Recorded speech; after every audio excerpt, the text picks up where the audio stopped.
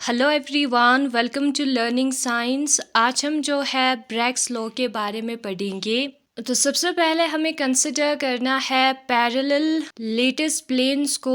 हम कंसिडर करते हैं कि हमारे पास 3 लेटिस प्लेन्स है जो कि एक दूसरे के साथ पैरेलल है। सिंस ये लेटिस प्लेन्स है तो यहाँ पर लेटिस पॉइंट्स भी प्रेजेंट होंगे। तो ये है हमारे पॉइंट्स जहाँ पर एटम्स प्रेजेंट होंगी। अब ये जो 2 प्लेन है उसके बीच में डिस्टेंस d है। नाउ हम सपोज करते हैं 2 रेस को जो कि एक दूसरे के साथ पैरेलल होगा और वो 2 रेस है PA एंड QB जो कि इंसिडेंट होगा पॉइंट A और पॉइंट B पर। ठीक है, तो ये है हमारा रे नंबर फर्स्ट जो कि पॉइंट A पर इंसिडेंट है और उसका नाम है PA। और ये है हमारा रे नंबर सेकंड जो कि पॉइंट B पर इंसिडेंट है इस प्लेन के और उसका नाम है QB। अब ये जो 2 रेस है PA और QB वो एक दूसरे से पैरेलल होंगे, reflected in direction AR and BS respectively. जो रे नंबर फर्स्ट है वो AR के डायरेक्शन में रिफ्लेक्ट होगा और जो रे नंबर सेकंड है वो BS के डायरेक्शन में रिफ्लेक्ट होगा। जो QB रे है वो BS के डायरेक्शन में रिफ्लेक्ट होगा। ठीक है, फिर उसके बाद हमें क्या करना है, हमें जो है ये भी कंसिडर करना है कि एंगल ऑफ इंसिडेंस यहाँ पर थीटा है। ठीक है, ये प्लेन और रे जो है वो एंगल थीटा बनाता है और QB से हमें परपेंडिकुलर ड्रॉ करना है A की तरफ। उसी तरीके से जो BS है उससे हमें परपेंडिकुलर ड्रॉ करना है A की तरफ जिसका नाम होगा D, और A और B को भी हमें कनेक्ट करना है। अब ये जो एंगल है रिफ्लेक्टेड एंगल वो भी थीटा होगा। तो हमें यहाँ पर पॉइंट B मिला है। ठीक है, और यहाँ से रे रिफ्लेक्ट हुआ है। ये दोनों रेस एक दूसरे से पैरेलल होंगे तो ये टच नहीं करेंगे। ठीक है, तो उसको स्केल के साथ ड्रॉ करना है।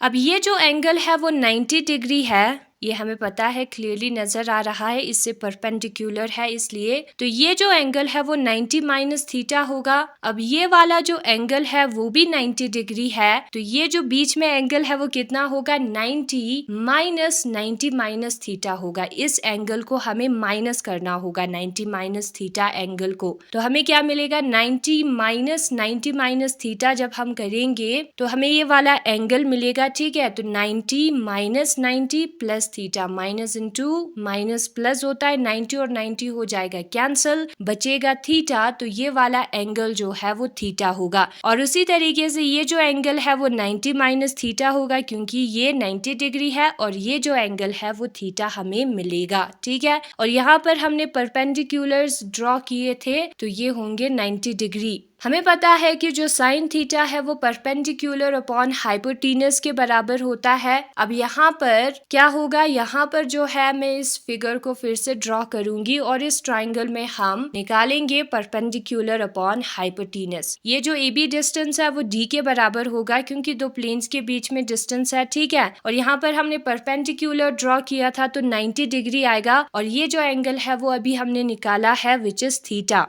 अब ये जो है यहाँ पर थीटा और 90 दोनों है तो ये बेस होगा, ये वाला जो लाइन है वो परपेंडिकुलर होगा और ये जो लाइन है वो होगा हाइपोटेनस। तो हमारा परपेंडिकुलर है BD डिवाइडेड बाय हाइपोटेनस जो कि D के बराबर आता है। तो इससे हमें पता चला कि जो BD है वो D साइन थीटा के बराबर है। इस D का हमने साइड चेंज किया है। फिर उसके बाद हम इस साइड वाले एंगल को भी कंसिडर करेंगे। ठीक है, यहाँ पर 90 डिग्री है और यहाँ पर एंगल थीटा है, ये डिस्टेंस D है। अब यहाँ पर थीटा और 90 डिग्री दोनों प्रेजेंट है तो ये बेस होगा, यानी कि ये वाला जो हिस्सा है वो होगा परपेंडिकुलर। तो साइन थीटा जो है वो बराबर आएगा perpendicular which is our CB divided by hypotenuse. यहाँ पर हाइपोटेनस जो है वो D है तो साइन थीटा जो है वो CB डिवाइडेड बाय D के बराबर आएगा। इससे हमें पता चला कि जो CB है वो D साइन थीटा के बराबर है। अगर हम इस फिगर को देखें तो हमें यहाँ पे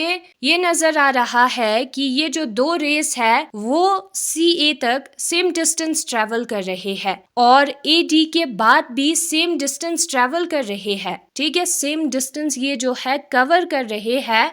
एक्स्ट्रा डिस्टेंस कौन सा है, जो सेकेंड रे है हमारा QBC वो एक्स्ट्रा डिस्टेंस CBD ट्रेवल कर रहा है, बाकी पूरा डिस्टेंस जो है वो सेम है। ये जो बीच में डिस्टेंस है वो एक्स्ट्रा डिस्टेंस है जो कि हमारा सेकेंड रे ट्रेवल कर रहा है, तो यही जो डिस्टेंस है वो होगा पाथ डिफरेंस। बाकी सारे पाथ जो है वो सेम ही है, ठीक है। पाथ डिफरेंस जो है वो हमारा बराबर होगा C D plus B D के। यहाँ पर हमने सी बी का भी वैल्यू निकाला है और बी डी का भी वैल्यू निकाला है। इन दोनों को हम पुट करेंगे जो कि डी साइन थीटा है। डी साइन थीटा 2 टाइम्स लिखा है, यानी कि 2 डी साइन थीटा होगा। कंडीशन फॉर रियनफोर्समेंट के लिए क्या कंडीशन होता है, ये आपने इंटरफेरेंस वाले चैप्टर में पढ़ा होगा। मैक्सिमा के लिए कंडीशन ये है कि जो पाथ डिफरेंस है वो n लैम्डा के बराबर आना चाहिए। जो पाथ डिफरेंस है वो इंटीग्रल मल्टीपल होना चाहिए वेव लेंथ के। तो हम लिखेंगे path difference is equal to n lambda. Path difference अभी हमने निकाला था जो कि 2 साइन थीटा है, तो 2 sine theta is equal to n lambda होगा। यहाँ पर n जो है वो एक इंटीजर है, इसका वैल्यू 1 2 3 सो ऑन कंटिन्यू होगा, ठीक है। और अगर n की जगह पर 1 है तो उसे हम कहते हैं फर्स्ट ऑर्डर मैक्सिमा। n की जगह पर 2 है तो उसे हम कहते हैं second order maxima and so on. Now ये जो इक्वेशन है हमारा 2d sine theta is equal to n lambda, उसी को हम ब्रैग्स लॉ कहते हैं। यही जो इक्वेशन है वो है हमारा ब्रैग्स लॉ। अब यहाँ पर इस इक्वेशन में साइन थीटा है। साइन थीटा का सबसे मिनिमम वैल्यू जो है वो 0 होता है और मैक्सिमम वैल्यू जो है वो 1 होता है। वही दोनों वैल्यूज के बीच में साइन थीटा का वैल्यू होगा, ठीक है। ये हमने ट्रिग्नोमेट्री में पढ़ा होगा। तो हम क्या करेंगे, सबसे पहले साइन थीटा की जगह पर उसका मिनिमम वैल्यू पुट करेंगे जो कि है 0। तो हमें क्या मिलेगा, ब्रैग्स इक्वेशन, ये जो ब्रैग्स लॉ का इक्वेशन है उसमें साइन थीटा की जगह पर 0 पुट करना है, तो 2d0 जो है वो n लैम्डा के बराबर होगा। 2d इंटू 0 जो है वो 0 ही आता है, तो 0 n लैम्डा के बराबर होगा। n को अगर हम डिवाइड में लेकर जाएंगे, 0 डिवाइडेड बाय n जो है वो 0 आएगा, तो लैम्डा हमारा 0 होगा, ठीक है ना। मैक्सिमम वैल्यू पुट करते हैं, 1 पुट करते हैं साइन थीटा की जगह पर, तो हमें मिलेगा 2d is equal to n lambda.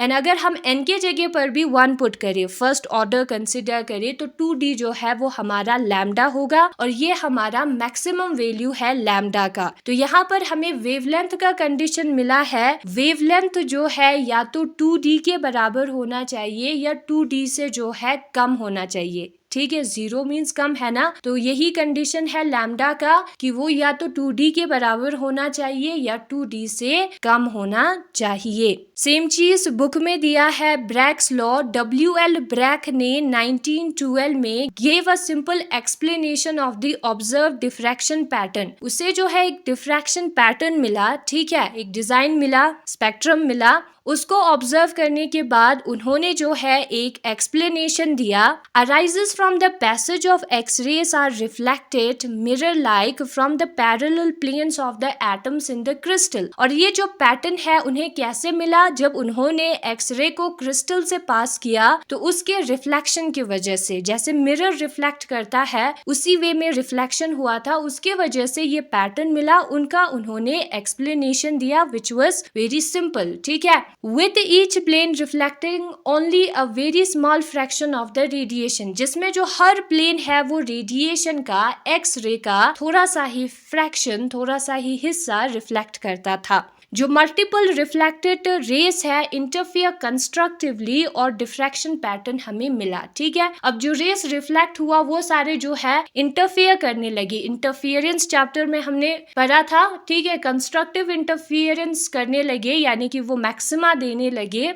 एक क्रेस्ट के ऊपर दूसरा क्रेस्ट आएगा, उसे हम कंस्ट्रक्टिव इंटरफियरेंस कहते हैं। उसके वजह से हमें ये जो पैटर्न है वो मिला, ठीक है। तो उसके लिए उन्होंने क्या किया, उन्होंने कंसिडर किया पैरेलल लेटिस प्लेन्स को, जो कि यहाँ पर फिगर में दिखाया है। ये जो प्लेन्स है वो एक दूसरे के साथ डिस्टेंस डीपर होगा, ठीक है। और इन प्लेन्स का जो मिलर इंडिसेस है वो सेम होगा क्योंकि ये पैरेलल है और ये मिलर इंडिसेस है HKL। parallel beam of x-rays of wavelength lambda be incident on these parallel planes। अब इस planes पर जो है x-rays पड़ा, ठीक है, और ये rays के beams भी एक दूसरे के साथ parallel थे at a glancing angle theta, और इन rays ने ये जो हमारा plane है उसके साथ angle theta बनाया such that the rays lies in the plane of paper, और ये जो rays है वो इस पेपर के प्लेन में ही है, ठीक है, इस पेपर में है, हमारी तरफ नहीं है, ठीक है। Let two rays PA and QB be incident on A and B।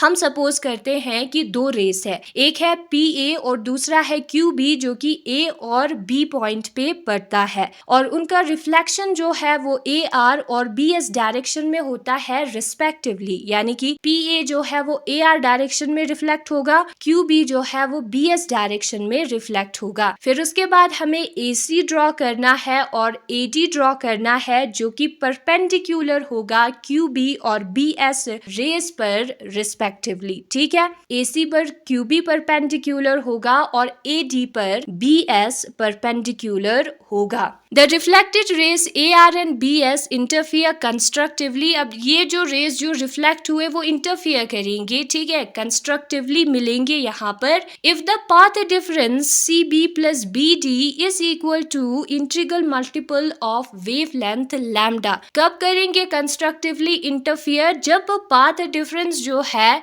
Integral multiple होगा वेवलेंथ का, यानी कि इंटीजर इनटू लैम्डा के बराबर होगा। ये जो दो रेस है वो सेम पाथ ट्रेवल करता है यहाँ से लेकर यहाँ तक, सिर्फ इसमें डिफरेंस है। ये जो है सेकेंड रे एक्स्ट्रा पाथ ट्रेवल कर रहा है, उसी को हम पाथ डिफरेंस कहते हैं। हम जब इस ट्राइंगल को कंसिडर करेंगे थीटा निकालने के बाद, तब हमें CB और BD का वैल्यू मिल जाएगा। साइन थीटा निकालना है हमें, तब हमें CB और BD का वैल्यू मिल जाएगा, ठीक है। और यहाँ पर लिखा है कि जो एंगल थीटा है वो एंगल ऑफ इंसिडेंस और एंगल ऑफ रिफ्लेक्शन दोनों है, और उसे हम ग्लांसिंग एंगल कहते हैं। रिइंफोर्समेंट के लिए, इंटरफियर करने के लिए कंस्ट्रक्टिवली क्या होना चाहिए? CB प्लस BD जो है वो L लैम्डा के बराबर होना चाहिए। CB के जगह पर हम लिखेंगे D sine theta plus D sine theta जो है वो N लैम्डा के बराबर होगा, यानी कि जो 2 टाइम्स D साइन थीटा है वो N लैम्डा के बराबर होगा।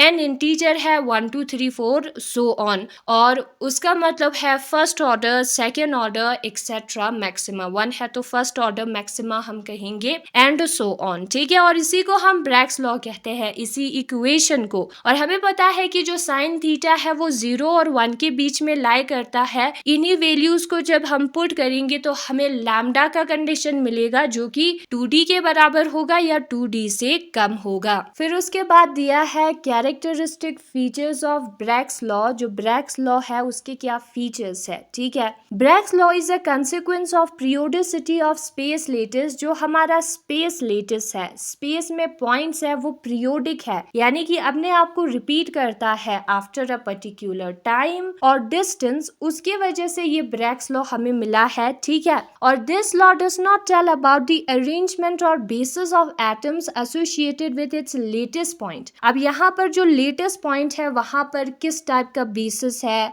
किस टाइप का एटम है या अरेंजमेंट, उसके बारे में ये लॉ कुछ नहीं बताता है, ठीक है। The composition of the basis determines the relative intensity of various orders of diffraction from a given set of parallel planes. अब ये जो बेसिस का कंपोजिशन है, जो भी एटम्स होगा इन पॉइंट्स के जगह पर, वो हमें रिलेटिव इंटेंसिटी देगा अलग अलग ऑर्डर्स ऑफ डिफ्रैक्शन का। डिफ्रैक्शन का फर्स्ट ऑर्डर, सेकेंड ऑर्डर होता है, वो किस इंटेंसिटी में, किस क्वांटिटी में प्रेजेंट है वो बताएगा। ब्रैग्स रिफ्लेक्शन जो है वो तभी होता है जब वेवलेंथ 2D से कम होगा या 2D के इक्वल होगा। This is the reason why visible wavelength can not be use in diffraction. इसलिए हम एक्सरे का यूज करते हैं, विजिबल वेवलेंथ के रेस का यूज नहीं करते हैं, क्योंकि उसका वेवलेंथ 2D से ज्यादा होगा, ठीक है। अब ऑर्डर सेम है, ठीक है, फर्स्ट ऑर्डर है, सपोज स्पेसिंग भी सेम है, ये जो लेटेस्ट पॉइंट है सेम डिस्टेंस पे प्रेजेंट होंगे, तब क्या होगा? Angle theta decreases as the wavelength decreases. Angle theta जो है डिक्रीज होगी जब वेवलेंथ डिक्रीज होगी। जो रेस है उसका वेवलेंथ जब डिक्रीज होगा, एंगल थीटा भी डिक्रीज होगा। Consequently for gamma rays glancing angles must be used. Gamma rays का वेवलेंथ बहुत छोटा होता है, ठीक है, इसलिए ये भी नहीं दिखा पाता है डिफ्रैक्शन, क्योंकि